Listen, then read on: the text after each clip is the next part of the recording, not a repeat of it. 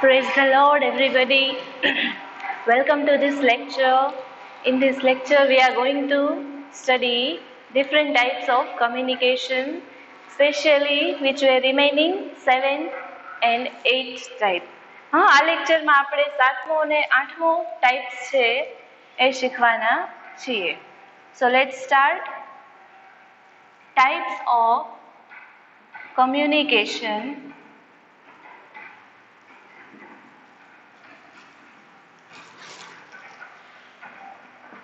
So seventh topic or seventh types or patterns of communication is corporate communication.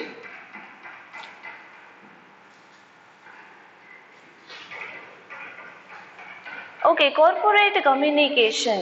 We saw organizational communication, we saw personal and interpersonal communication also.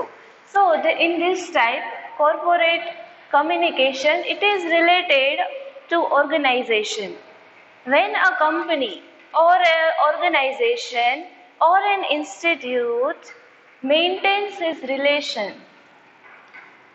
when a company or organization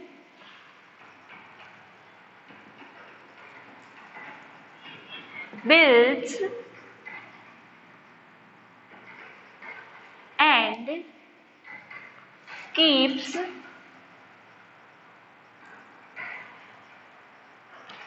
relation with employees,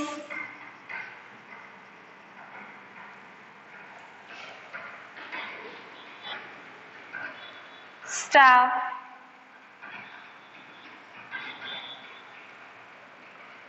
stakeholders, etc.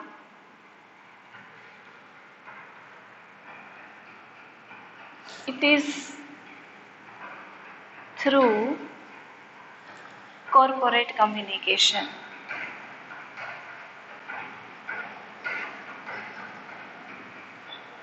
See, for the meaning we should know what is corporate. Corporate means it is a word related to a business field. Corporate that shows a corporation. Let's see the meaning. When organization builds and keeps relation.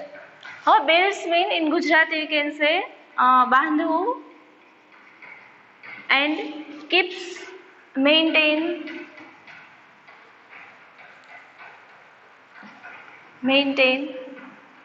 શું maintain કરે છે, શું keeps કરે છે? Relation with the employees, staff, shareholders or stakeholders and many more. It is through corporate communication. શું કહે છે કે ઓર્ગેનાઇઝેશન, કોઈ ઇન્સ્ટિટ્યુશન છે, કોઈ ફર્મ છે, કોઈ બિઝનેસ છે, એનું જે મેનેજમેન્ટ છે અથવા એના HOD અથવા whoever the head, he builds and keeps relation.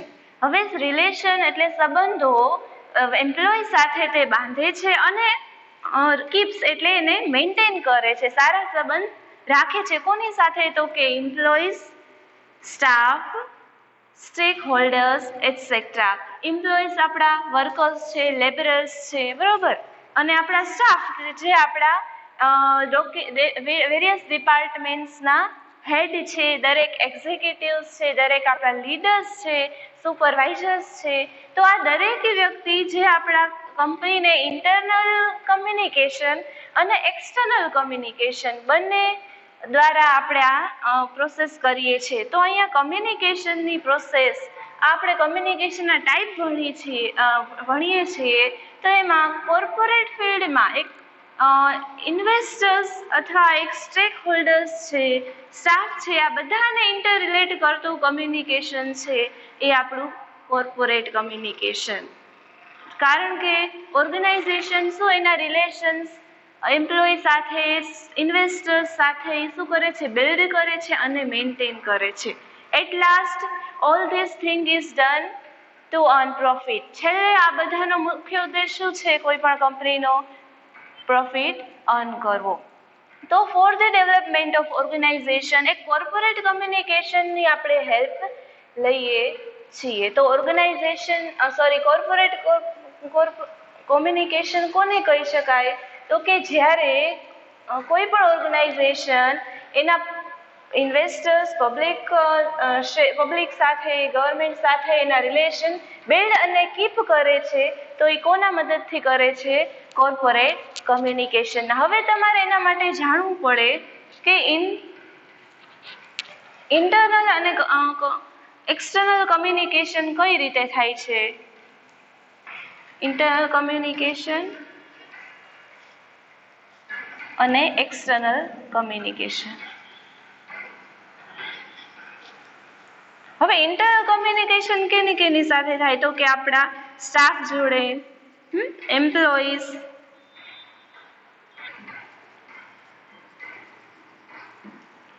Supervisor જોડે,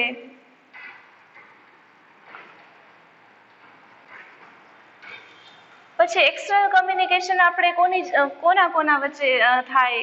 તો કે આપણા ઇન્વેસ્ટર્સ છે કંપનીના, they affect us externally as they are part of our business. આપણા બિઝનેસનો એ ભાગ છે. ભલે ઇન્ટરનલી આપણે અફેક્ટ નથી કરતા, but externally they participate in our business. તો ઇન્ટરનલ કમ્યુનિકેશનમાં આપણો જે લેબર વર્કર્સ છે, એમ્પ્લોઈઝ છે, સુપરવાઇઝર છે, આ બધા ઇન્ટરનલ કમ્યુનિકેશનમાં પાર્ટિસિપેટ કરે છે. હવે એક્સટર્નલ કમ્યુનિકેશન મેં કીધું કે જે બહારથી અફેક્ટ કરતા આપણા બિઝનેસમાં, they relate with us externally.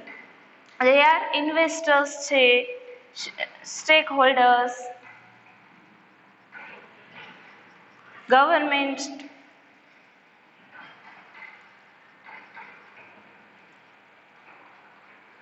બીજું પબ્લિક. તો આ ઇન્ટરનલ કમ્યુનિકેશન પણ આપણા ઓર્ગેનાઇઝેશનમાં થવો જોઈએ. જો તમને ખ્યાલ હોય તો આપણે આનો પર્પઝ જ જોયો હતો ને કમ્યુનિકેશનનો. શું કે sharing of ideas, thoughts and fact for a purpose. Okay, તો ઇન્ટરનલ અને એક્સટર્નલ કમ્યુનિકેશન તમે જોયું. તો આ રીતે ઇન્ટરનલ કમ્યુનિકેશનનો કોન્સેપ્ટ પણ આપણા ઓર્ગેનાઇઝેશનમાં આપણે શું ઇમ્પ્લિમેન્ટ કરવો જોઈએ. હવે એક ફોર્મલ કમ્યુનિકેશન અને ઇન્ફોર્મલનું આપણે જોઈએ. ફોર્મલ કમ્યુનિકેશન પણ આપણા ઇન્સ્ટિટ્યૂટમાં થાય. ફોર્મલ કમ્યુનિકેશન અને ઇન્ફોર્મલ કમ્યુનિકેશન. હવે જો ફોર્મલ કમ્યુનિકેશન કેવું હોય? તો કે એક ઓફિશિયલ હોય. ઓફિશિયલ આપણે બિઝનેસ મીટિંગ હોય વી go for any job, we work anywhere, there we use official language. એક ફોર્મલ વેર આપણે ત્યારે ધારણ કરીએ છીએ, ઓફિશિયલ લેંગ્વેજ આપણે યુઝ કરીએ છીએ ત્યારે. તો ફોર્મલ કમ્યુનિકેશન કોને કહેવાય? તો કે it's bound by rules and regulations. એમાં આપણે શું રૂલ્સ અને રેગ્યુલેશન પણ ફોલો કરીએ છીએ.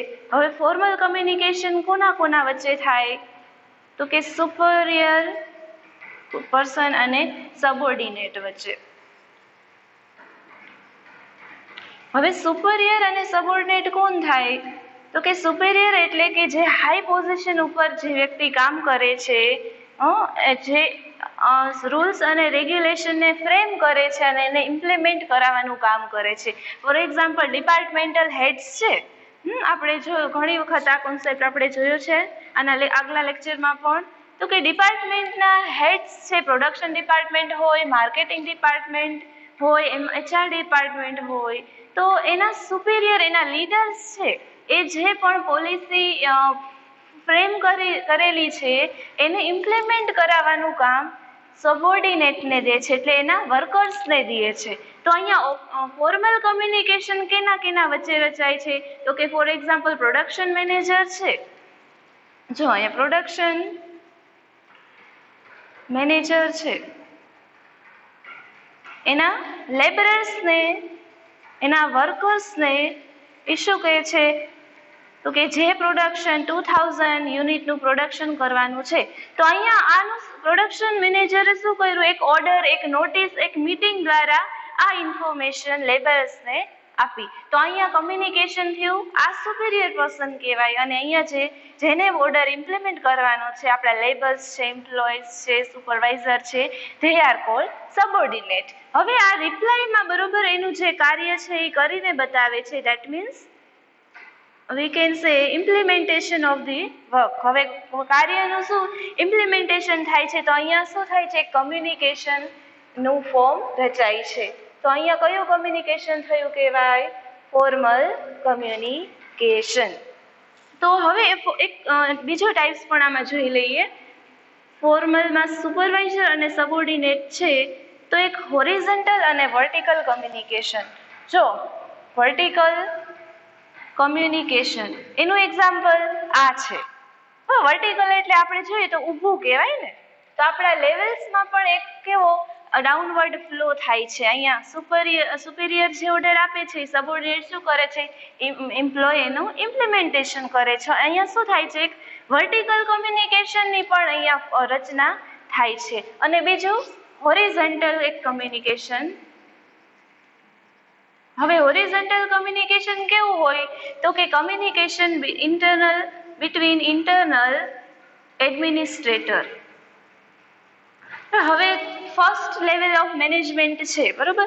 ફર્સ્ટ લેવલ ઓફ મેનેજમેન્ટ એમાં CEO હોય, એટલે ચીફ એક્ઝિક્યુટિવ ઓફિસર, પછી મેનેજિંગ ડાયરેક્ટર હોય અને વેરિયસ અધર સ્પેશિયલિસ્ટ પર્સન હોય, બરોબર. તો આ ત્રણેય અથવા આ એક્ઝિક્યુટિવ્સ છે, આ લીડર્સ છે, એ શું કામ કરતા હોય, મેં પહેલા જ કીધું હતું, તો કે રૂલ્સ રેગ્યુલેશનને ફ્રેમ કરે.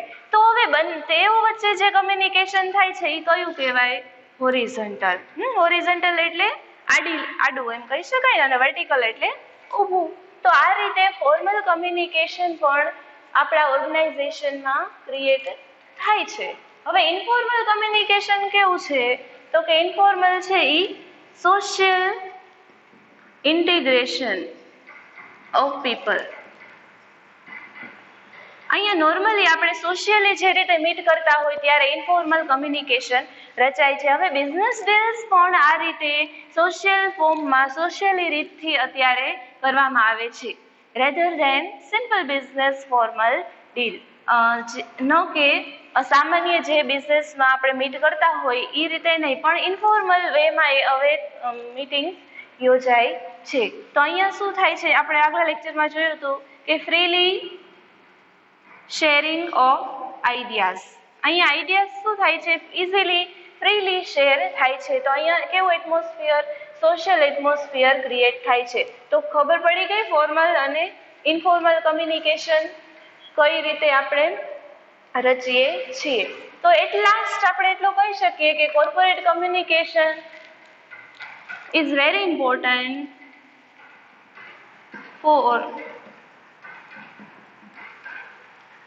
for attainment of business objective, right?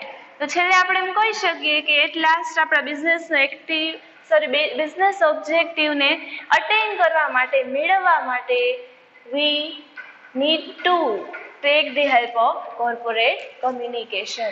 તો કોર્પોરેટ કમ્યુનિકેશનની મદદથી આપણા બિઝનેસનો ગોલ છે, ઓબ્જેક્ટિવ છે, ને આપણે અટેન કરી શકીએ. ચલો તો આગળ વધીએ. આપણો લાસ્ટ ટાઈપ છે, types or patterns of communication. It is group communication. કયું? Group communication. આ ગ્રુપ કમ્યુનિકેશન આપણે ઘણી જગ્યાએ કરીએ છીએ, right? With the friends, in the school, where we go outside. તો ફ્રોમ ધ નેમ, નામ પરથી જ આપણે ખ્યાલ આવે તો કે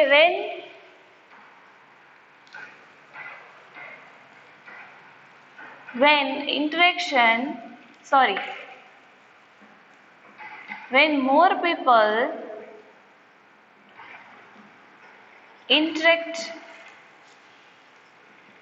with each other in a group,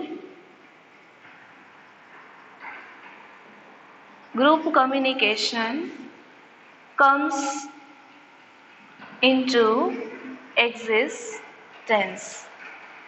જો અહીંયા જો ગ્રુપ કોમ્યુનિકેશન ક્યારે એક્ઝિસ્ટન્સમાં આવે છે, ક્યારે અસ્તિત્વમાં આવે છે, તો કે જ્યારે when more people, you can say more than 5 people, more than 3 people, તો when a small group meets, જ્યારે નાનું ગ્રુપ મળતું હતું ત્યારે આપણે એને કયું કીધું હતું, ઇન્ટરપર્સનલ કીધું હતું. તો અહીંયા more than 3 it's not fix નથી, બરોબર. મોટું ગ્રુપ બને છે 4 to 5 મેમ્બર્સ, બરોબર. ત્યાંથી આપણે ગ્રુપ કમ્યુનિકેશનની એક્ઝિસ્ટન્સ આવે છે એમ કહી શકીએ. તો ફરીથી જ્યારે વધારે લોકો એકબીજા સાથે ઇન્ટરેક્શનમાં આવે છે, when they come for communication, when they communicate with each other in a group communication comes into existence. તો આ સિમ્પલ અને સોબર વર્ડ્સમાં થયું. ગ્રુપ કમ્યુનિકેશન કોને કહેવાય? જ્યારે 3 થી વધારે લોકો અથવા વધારે લોકો એક સાથે કમ્યુનિકેશન માટે આવે, when they interact with each other in a group, it is called group communication, or we can say group communication comes into existence. હવે બીજી વસ્તુ છે કે જ્યારે ગ્રુપ કમ્યુનિકેશન કરો or we perform it or when we participate, જ્યારે તમે ભાગ લ્યો એમાં, તો બે મેઇન વસ્તુ એમાં તમારે ધ્યાન રાખવી જોઈએ. ઇટ ઇઝ એ છે verbal skills and non verbal skills. Non verbal skills. Okay, verbal skills અને non verbal skill. Verbal skill કોને કહેવાય? અત્યારે શોર્ટમાં આપણે એટલું જ યાદ રાખીશું. વર્બલ સ્કિલ્સ એટલે કે યુઝિંગ વર્ડ્સ. અહીંયા કમ્યુનિકેશન આપણે વર્ડ્સના ઉપયોગથી આપણે કરીએ, બરાબર. વર્બલ એવી સ્કિલ કે જે વર્ડના યુઝથી આપણે કમ્યુનિકેશન એનું કરીએ, સારા એવા શબ્દોથી. તો અહીંયા શબ્દોનો ઉપયોગ થાય છે વર્બલ સ્કિલ્સ. અને નોન વર્બલ સ્કિલ્સમાં આપણી છે બોડી લેંગ્વેજ છે, પછી સિમ્બોલ્સ છે,